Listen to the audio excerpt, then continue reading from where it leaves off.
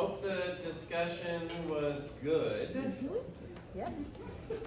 This group got off on the death penalty and guns. I don't know how they got there from Esau and Jacob, but they did. They managed to get there.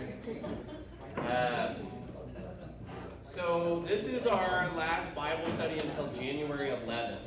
Okay, so the packet that we're giving you tonight, if you lose it, because it's a month from now, just know that these are on the St. Lawrence website. So you can always go on the St. Lawrence website and find the packet, and you can do it electronically on the little PDF that you can get there, or you can print it, either way. All of these are on the website. The lectures are also on the website. Not that anybody really wants to hear this twice, but if you were to ever miss a week and you're like, I'd like to kind of get caught up, you can at least see that part of it. So you can see the study, you can see the notes, you can see all that. So that's all on our website. Okay, fun times with Esau and Jacob. I'm sure there's a lot of questions. This one's open to a ton of different interpretations, and probably none of which everyone is going to enjoy, because there's just some fun stuff. Okay, so you got to remember, part of what happens with Esau and Jacob is like two worlds collide, right? These are really different dudes, but they're also just they represent two very different ways of being and living in the world, Esau and Jacob. And so they're twins, and already in mom's womb, they're fighting each other, right? Before they're even born. And I love Rebecca's like, this is gonna kill me, I can't even stand this. So, in the King James Version, Jacob is described as a smooth man. So it's kind of fun, right? Yeah. Esau's hairy and Jacob's smooth.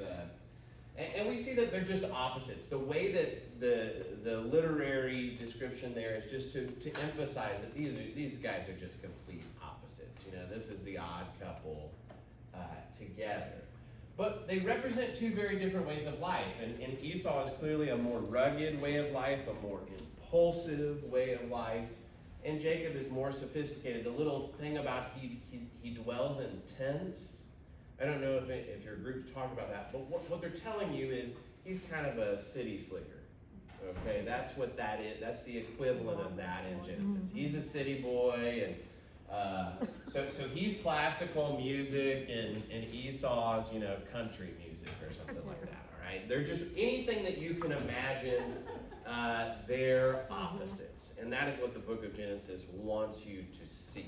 Okay, so and they don't get it either. They just don't get each other either, right? I think we all probably picked up on that.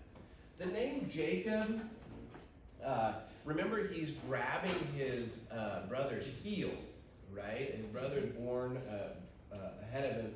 And so the name Jacob in Hebrew, it means the one who grabs the heel, and this is an idiom or an expression for a deceiver. A deceiver, all right? So, the name fits, right? You think about what he becomes forever known for. He's a deceiver. Now, just to draw a link to the New Testament here, well, hold on, let me do this real quick and I'll go back. There's a part in John chapter 1 where it's important to remember that the name Jacob means deceiver, okay? So we're just getting started in John's gospel. Remember, we have the prologue, light of light, and all that. In the beginning was the Word. And then the narrative of Jesus' life begins in John's gospel. And right at the beginning, Jesus sees this guy, Nathanael, under the fig tree, and he says, "Here is an Israelite in whom there is no deceit." All right, so the name Jacob, the name of God, because Jacob's name later becomes Israel, right? So Jesus is doing a little wordplay here with Nathanael. Nathanael says, where'd you come to know me? And Jesus says, well, I saw you under this fig tree. And then Nathanael says, Rabbi, you are the Son of God. So he's the very first person in John's gospel to call Jesus the Son of God, right? He gets it right from from the word go? You know, in Matthew's gospel, we got to get many, many chapters in before anybody has a clue what is going on. But in John's gospel, people are getting it.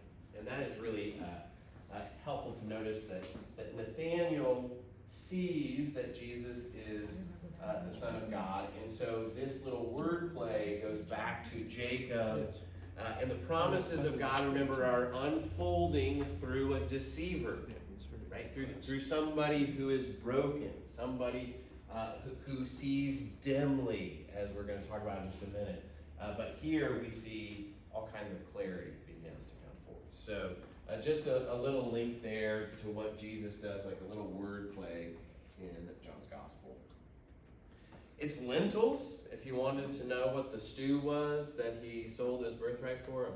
A lot of Bible translations, in fact, are very specific about it being lentils. So if you're a big bean person, if you love a good lentil, then you are in good company with our boy Esau. But just think about what he does, right? Like, so what is the birthright? Well, birthright is a position of honor, and he's going to get a double share of the inheritance, you know? So whatever kids there are, each get a share, but the firstborn gets a double share.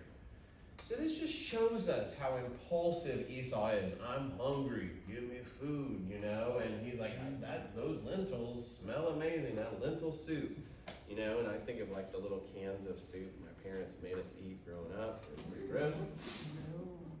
I'm not a big canned soup guy. I don't know if you guys are big canned soup people. If you are, forgive me for stepping on your toes.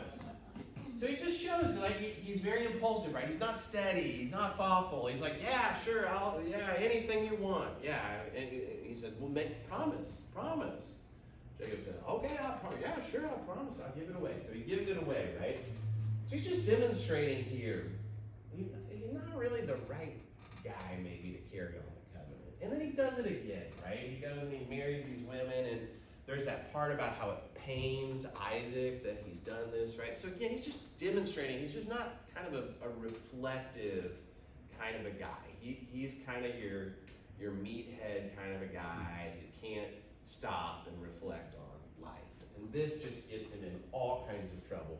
And again, who's the opposite? His brother Jacob, right? So Jacob, yes, he's deceitful. And is he completely ethical? I think we all have a little bit of questions about that. But if nothing else, he is thoughtful, and he is reflective, and he does have foresight. So they're demonstrating, again, two completely different ways of life, but Jacob is demonstrating maybe he is the right person to carry on the covenant, because without some type of reflectiveness and reflection, some type of thoughtfulness, it doesn't really go anywhere, right? The relationship that God is going to have with his people. One key thing to notice here, it's really an important part of understanding this story, is that right from the beginning, the story gives you the clue where it's going. And it's easy to kind of let the soap opera aspects of it take over your interpretation, right? There's a lot of drama and the little deceiving and the little like concocting plans and all the rest of it. It's very soap opera-esque, right? Or Yellowstone-esque, right? Yellowstone is basically soap opera for 2022, right? Y'all watch Yellowstone? Anybody? I gave up on it just to put it out there. We did watch part of it, but Kevin Costner's voice, I mean, does he have to do that voice? Does anybody watch this? Yes. Do y'all like the voice? Oh, you do? I'm not a big fan, personally. Alright, so I've alienated all canned soup people and Yellowstone people so far. We'll keep going. We'll see who else I can make. Great. Will there be a sermon on Beth? Sure, there's plenty there, right? There's plenty there. All right. So the key thing, though, is right from the beginning of the story, right? When they're still in the womb, there's a clue that is given because you hear God tell us what the outcome is going to be. So that is really the key thing as you're gonna go to the interpretation, right? God just says very clearly, the elder will serve the younger, right? That's just the way this is gonna be. God's plan is told to us. And then again, you can get caught up in all the twists and turns of the story, which is not necessarily bad because it gets complicated, right? And that's an important part of it. But the clue's already given. Now, there's another clue given that, and this is an important thing just to notice too, because right as Isaac he's old, and it says his eyes were dim, right? And this is a clue that again, there's a double meaning here. So, yes, he's getting old and his physical sight is failing, but there's another clue underneath it, right? Which is he can't really see clearly what to do. He's heard the voice of God. He should be faithful to what God asks him to do, but Rebecca is faithful, right? She's gonna pursue what she heard God say no matter what, even if there's a little bit of deception around it. And Isaac, he doesn't see it quite as clearly as Rebecca, right? So he's a little bit dim, and he needs a little bit of help from his wife, which no one in the room can relate to, right? So, did God speak to Isaac as well? Because it says that he spoke to her. And did she tell him, or did God tell him? Or did he not hear at all? How do we know It's a that? good question. And it's one that I don't know that I know 100% the answer. But I think we can infer very clearly, because remember, right after that, so we got some family dysfunction going on too, because it's like, oh, well, Esau is Isaac's favorite, and Jacob is, mom's favorite. And he's kind of the mama's boy, and he's, Isaac just likes to eat the food that Esau will go kill, so there's some dysfunction there, but to answer your question, I think the implication here is that Isaac should have known, and he almost walks backwards into God's plan for him.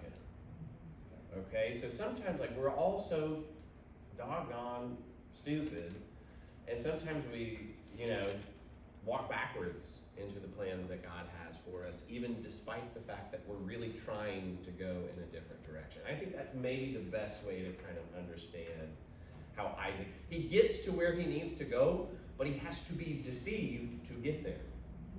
Yeah. One of the things that we wondered about was, did Rebecca usurp what God really had planned? In other words, God, if this is God's plan, wasn't he gonna pull it off? And did she do a Hagar kind of thing with her deception? No, I don't think so. The interpretation, I think, is Rebecca is faithful to what she hears from God. Right, so she's working with Isaac, and she's got to get him to where he needs to be. And the implication here is undoubtedly, maybe at some point they talk about it, we don't hear that part of the story, but she's going to be faithful to what God has told her from the beginning. And so the interpretation I've always heard is that Rebecca is faithful. Even by means of deception, she's going to get to where she needs to get to. And that's a really hard concept for us. We don't like that, right? It doesn't seem quite ethical. It seems counterintuitive to a God who later will give a commandment, don't lie, right?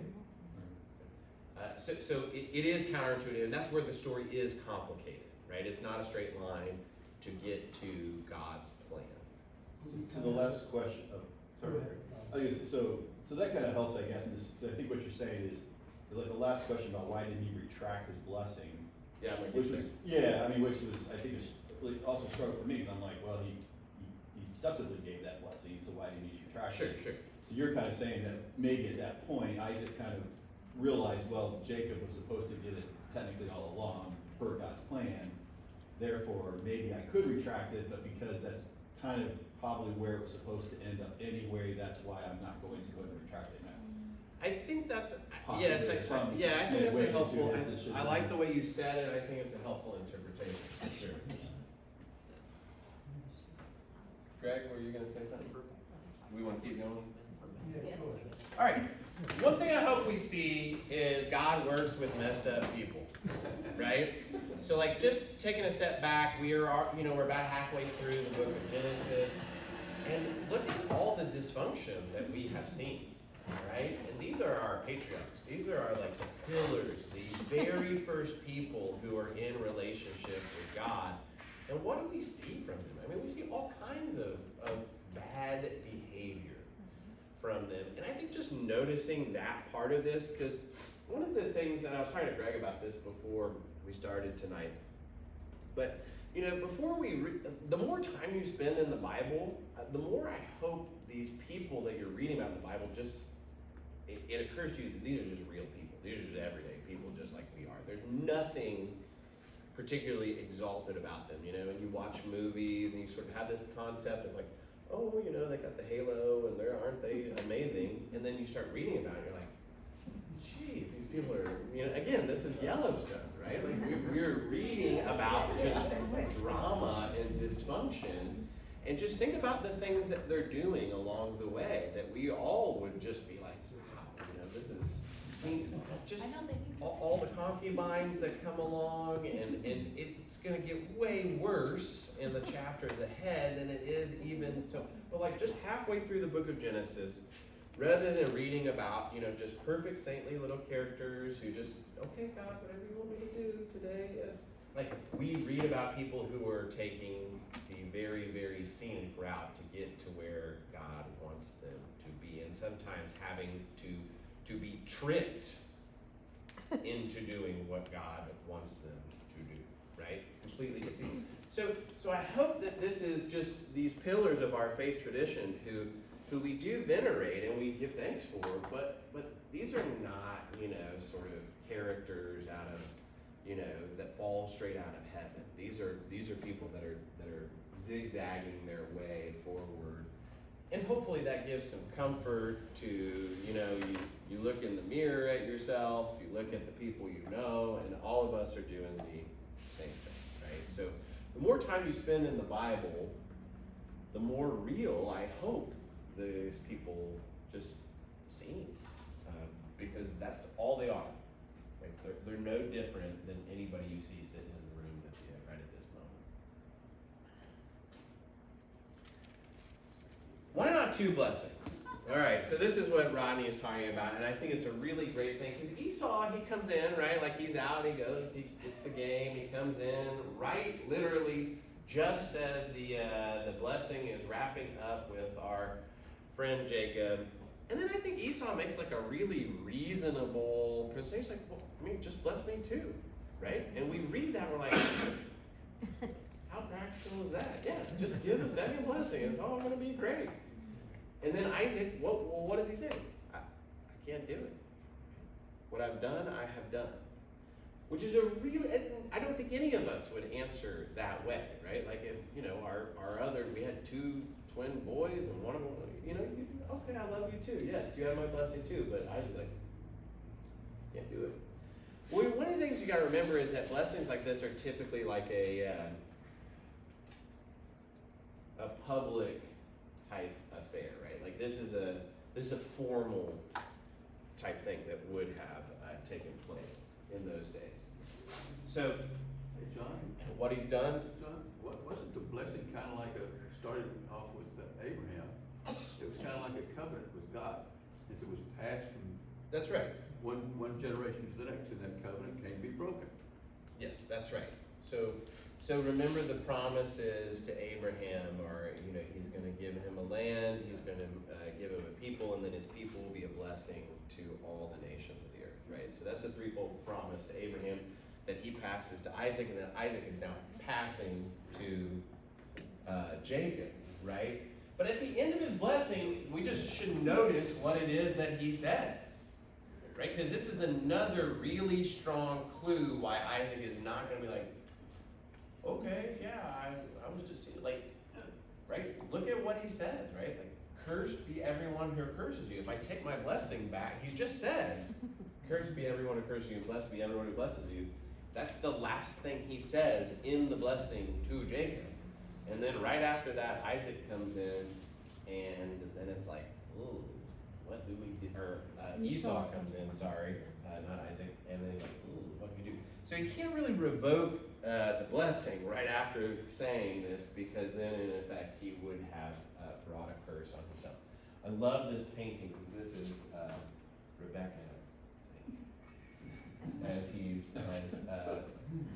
as Isaac is being deceived. So, the blessing then can't be taken back. What he has done, he has done. And this, of course, sends these two brothers on a completely different trajectory. Esau, understandably, not too happy. And then in the next lesson, we'll be reading about how not happy Esau is and about how scared. Well, I think we started to get into that before this piece broke, I think. And then we're going to get more and more into that because Jacob's, running with his tail between his legs. He's got what he needed, but he's a little bit scared. I want to finish with this because this is in Romans chapter 9. So St. Paul thinks about this. I just wanted to read this to you, and this is the finish of this.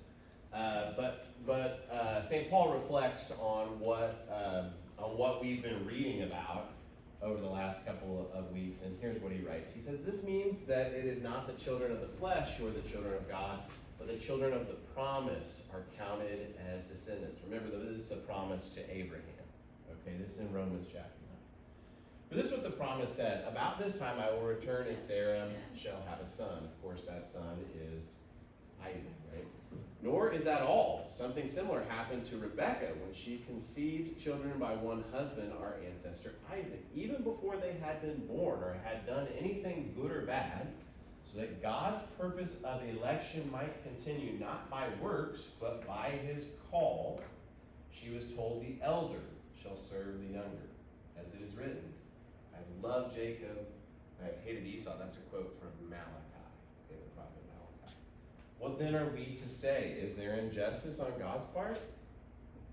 Right. So if we get too confused by some of the gory drama of it, and that's what Paul is reflecting on here, well, it can lead us to sort of question, like, well, did this go according to God's plan? What was God's plan? Did this end up the way God intended it? Of course, Paul is saying absolutely it did. What are we to say? What then are we to say? Is there injustice on God's part? By no means, for he says to Moses, "I will have mercy on whom I have mercy, and I will have compassion on whom I have compassion." So it depends not on human will or exertion, but on God who shows mercy. So his reflection on this, on the things we've been reading about, right? The promise, the spiritual promise that's given first to Abraham and then to Isaac and then to Jacob, is that this is the will of God, and that God is choosing who he will bestow his blessing on. So you can read more about that and do a whole study on that yourself, but Paul himself reflects on that. Okay. No Bible study until January 11th. You have the packet. If you lose the packet between now and January 11th, where are you going to go? St. Lawrence website, which is everybody's homepage. We already know that. We know you look every day. Up there. Something like that. But it'll be on there. We'll meet again on January 11th. Hope everybody enjoys a break around Christmas. The reason we're having such a long break is I remember last year we remembered as we got closer to Christmas, like there were like 3 people here at Bible study. So everybody's got a million things to do. We'll start on January 11th and we'll finish the second half of January. We got the second half is kind of a sprint in a way. If you thought the first half was fast, the second half is even more so. But it's really the story of Joseph, right? That occupies a huge section of the book of Genesis. And so that's a wonderful story, and we'll get there. I hope this has been a good first half. I hope everybody has a good break. Come back refreshed, invite a friend in January. All right, let's stand and we'll say a prayer.